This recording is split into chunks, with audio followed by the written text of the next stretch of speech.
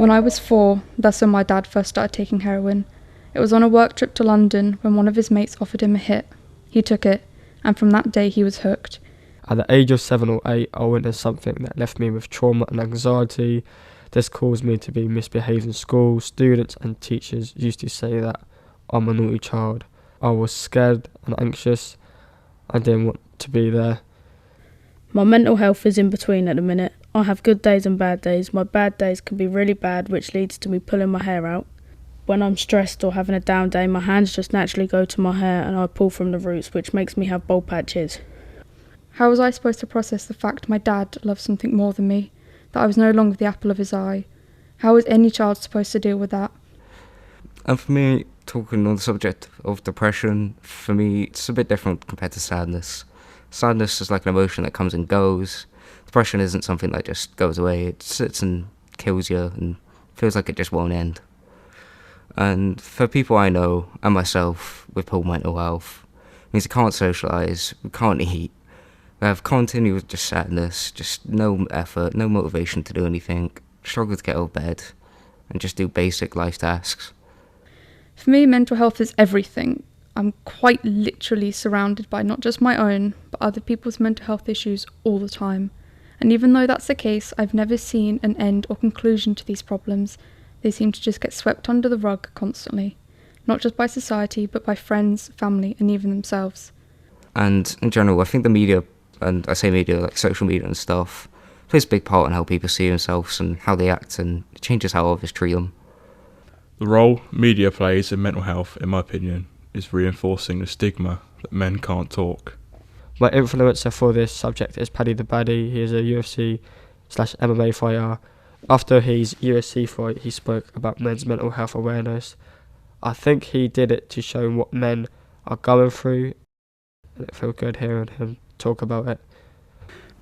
Another thing that doesn't really help people's mental health at the moment is social media. People are held to a very high standard because of all the supermodels these days, so therefore people are constantly worrying about how they look, how they act, how they should be. This standard shouldn't be a thing because everyone is special in their own way and someone will love them for how they are, and they shouldn't have to change dramatically to be in a relationship unless the change is good. People also use social media to get attention for the smallest things, which dilutes the idea of mental health and what it's supposed to be. Mental health being people's emotional, psychological and social well-being. I've watched the people around me crumble and turn to self-destructive forms of dealing with it. Self-harm, alcohol, drugs, even suicide attempts, becoming shells of who they used to be. Suicide is a big thing in it, which it is, but it also isn't talked about enough, but can be glamorised by people, which goes both ways. Mental health is talked about more than in the past, which is great. However, I think some people still have the old perspective of mental health and look at it as something not real. Addiction isn't fun. It's not something to be taken lightly or watered down. Being an addict isn't a silly word to be used to describe how much you love shopping or chocolate or energy drinks.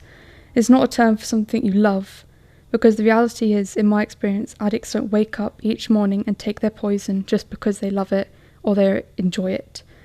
Most people suffer in silence because they don't want to push their problems onto people, and that's a thing that we don't want to happen because it builds up and bottles up and makes everything worse when they do eventually crack.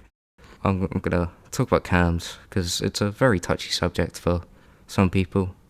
For some people in this service are great, others not so great. They'll sit and tell you that, go have a cup of tea and stuff, even though you sat there and just told them you're about to do some heinous things to yourself. And I think in general, just people have to be more supportive. And young people just in general believe that it's not okay to talk. When it is, it's just such a big thing around it, especially with men. And someone who listens might not understand, but talking at least can help, even if they don't understand it. I'm a big believer in fulfillment over medication. What I mean by this is, instead of looking for medication for help, try and chase fulfillment in your life. Find something you're passionate about and go all in. Or they could put all the emotions they're experiencing into something else, something creative, just so that they don't suffer in silence. because something as simple as going out with their mates could help improve their mental health so much. My personal experience with creativity is when my granddad died, it made me go very into science, and it made me love it more because he was a nuclear scientist. And I show my creativity through experiments and stuff. Science is all about experimenting, and that is the most creative way in the world to possibly show something. I'm diagnosed with PTSD, so my thoughts are constantly racing around and on high alert. Mindfulness and creativity helps quiet those thoughts and makes me feel more relaxed.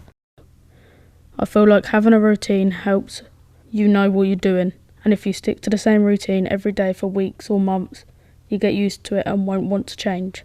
I have multiple coping strategies, like having a shower or sleeping 20 plus hours a day. It's unhealthy, but it's what works for me. I think it would be lovely to have more creative community projects in Portsmouth to bring people together and help others express themselves. What you can do to support yourself is eat healthy, do what you enjoy, and find ways to channel that energy into something creative. For people, there's many different ways of escape. For me, it's playing games on like my Xbox. It just takes away stuff in your head for a little while, even if it's for that split second. It's just a relief, I guess. It's not much, but it helps. For solutions to mental health problems and whatnot, I think there's a lot of ways that you can help, and I believe that all we need to do sometimes is just be civil or say hello to someone when they look upset or are genuinely being upset. It isn't as easy as just saying it's going to be okay and give them a pat on the back and a hug. That isn't going to fix it all, and because in the end it takes time and support and experience and like love. The best way to support others who are struggling with mental health is by not saying you're there for them, but to show it to them. For an example, leave someone a nice message to wake up, or even play games together. Actions are bigger than words. It's important to be there for people, to talk, listen, just check up on them every once in a while. If you haven't heard anything from like a friend, family member, just sit and ask, hey, what's up? Are you good? Maybe if the world was a little more open-minded, we could all help those that need it the most, rather than jumping to conclusions and shutting them down. I don't think you should judge how or why someone has ended up in the situation they're in just because you don't understand it. We need to speak up and have our voices heard. In the ideal world, we need more help knowing what the options are to help people with specific needs, because we are all individuals and not all the same. My message is it's okay to feel how you feel, but please don't lock yourself away from the world. Reach out and create the life you want to live. My advice for others is that in the end, it's not all going to be like this, your life. It may just seem like it at this time, but from my experience personally, it feels like it won't end, but it does get better.